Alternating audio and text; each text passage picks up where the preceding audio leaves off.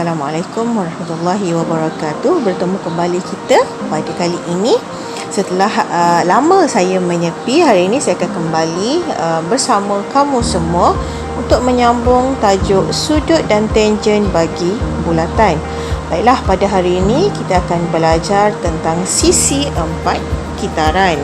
Jom kita tengok apa benda sisi empat kitaran. Baiklah, sisi empat kitaran bermaksud ada satu sisi empat berada di dalam bulatan. Ingat ya, satu sisi empat berada, dia mesti berada di dalam bulatan. Sisi empat, macam mana bentuk sisi empat? Okey, ini sisi empat, ini pun sisi empat. Okey, ini pun sisi empat. Maksudnya ada empat sisi, kita panggil dia sebagai sisi empat. Baiklah, keempat-empat bucu, bila ada sisi empat akan ada empat bucu. Keempat-empat bucu sisi empat terletak pada lilitan bulatan. Okey, jom kita ingat balik apa benda lilitan bulatan. Ini nih lilitan bulatan. Yang saya draw balik atas yang warna hitam ni, itu adalah lilitan bulatan. Jadi sekarang jom kita tengok macam mana kita nak bina satu sisi empat di dalam bulatan. Okey, 1, 2, 3, 4. Itu maksudnya sisi empat kitaran, yang mana keempat-empat bucu terletak pada lilitan bulatan. Maksudnya dia mesti, empat-empat bucu tu mesti kena pada lilitan bulatan. Itu syarat dia. Okey, baiklah. Saya nak label setiap bucu tu nama dia. Saya bagi ini B, Q, R, S. Baiklah, awak kena mengenal. Okey, sudut DP kita akan tulis dia macam ni. Ini bukan lebih kecil ya, ini adalah simbol sudut. Kalau simbol lebih kecil, dia macam ni. Kalau simbol sudut, yang bawah ni dia mendatar. Okey, itu adalah simbol sudut. Kalau simbol sudut DQ, maksudnya kita akan labelkan dia dengan sudut Q. Kalau sudut DR, kita akan label dia sudut R. Dan last sekali, sudut DS, kita akan label dia sudut S. Sudut ni yang mana? Ni yang ni. Yang saya color ni. Ini sudut S, sudut R, sudut Q, dan yang dah saya dah color tadi, ini adalah sudut B. Ya, okey. Faham? Okey, next. Jumlah sudut pedalaman yang bertentangan akan menghasilkan satu jumlah. Baiklah, cuba awak ingat balik jumlah sudut pedalaman bagi satu segitiga. Jumlah sudut pedalaman bagi satu segitiga adalah 180 darjah. Jumlah sudut pedalaman bagi satu sisi empat akan menghasilkan 360 darjah. Sama juga kita akan aplikasikan kepada sisi empat kitaran. Maksudnya sudut DP tambah sudut S tambah sudut R tambah sudut Q akan menghasilkan 360 darjah. Baiklah, apa maksudnya di sini yang awak kena faham? Jumlah sudut pedalaman yang bertentangan, Sekarang kita tengok sudut Q. Mana sudut Q?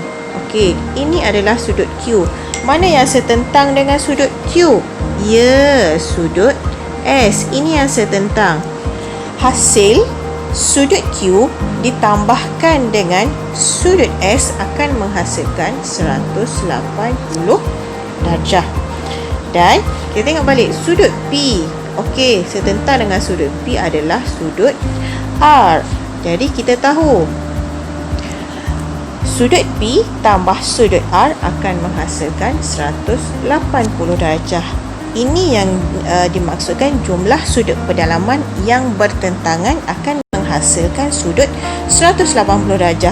Dan kalau kita hasil tambah ke semua sudut yang bertentangan ni akan menghasilkan 360 darjah. Sama kan? Ya, sama.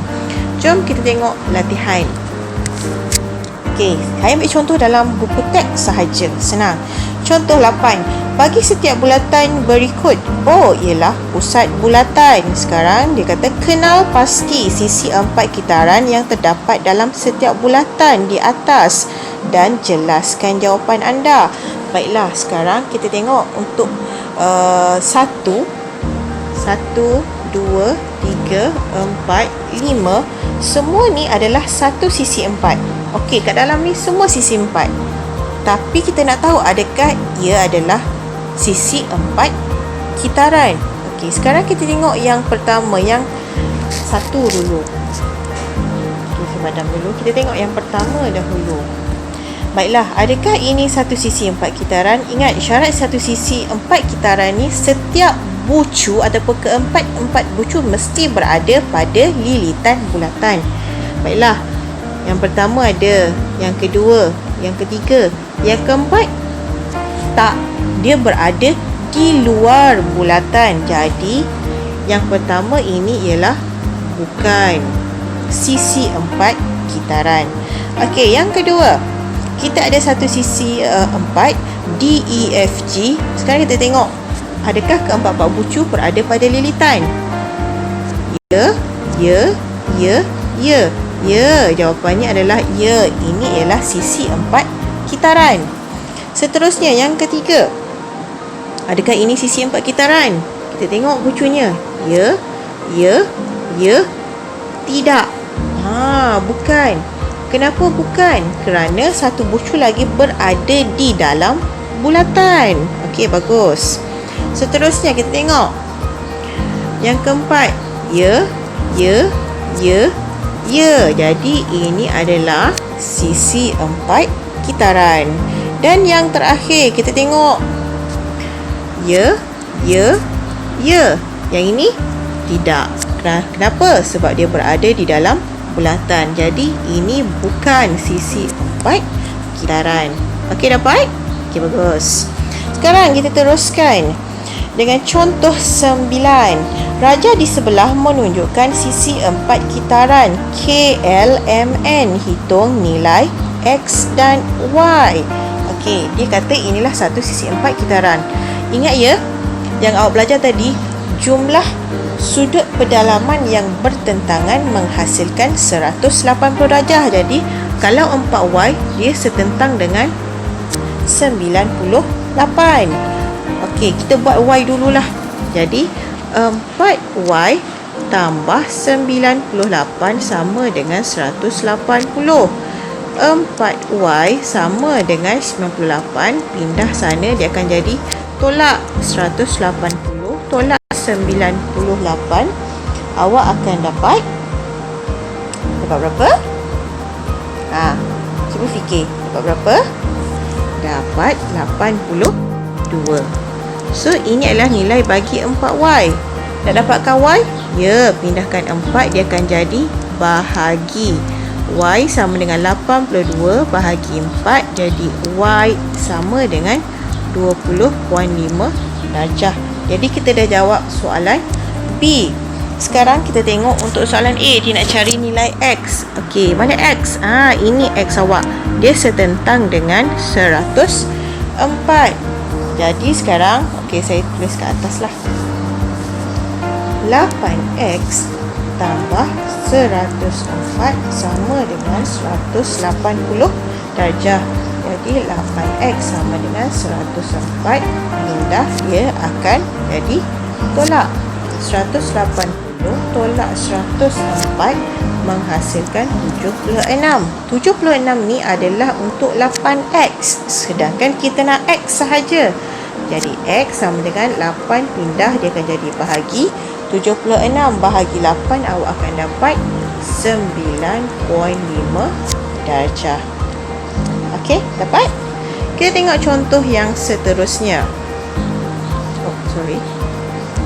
Rajah di sebelah menunjukkan sisi 4 kitaran A, B, C, D dan garis lurus CDE. Mana garis lurus CDE? Mana garis lurus CDE? Ini garis lurus CDE. Okey, hitung nilai A dan B. Okey, sekarang mana A awak? A berada di sini. Seperti awak tengok, ini adalah satu sisi 4 kitaran. Tapi tiba-tiba ada satu garisan yang mengganggu di sini. Dia tak mengganggu sebenarnya ya. Ini membantu awak sebenarnya. Kalau bila dia dah ada satu garis ini, kita akan nampak ada dua segitiga di sini. Dan A berada di segitiga yang bawah ni. Jadi sekarang saya nak awak keluarkan gambaran ini. Sebab ini je maklumat yang kita ada sekarang. Jadi saya lukis balik. Okey.